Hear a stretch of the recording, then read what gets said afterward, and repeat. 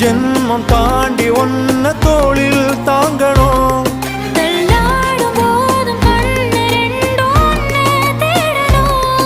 உயிர் விட்டு போகும் அந்த நொடியில் ஓருவம் முன்னால் வரணும்.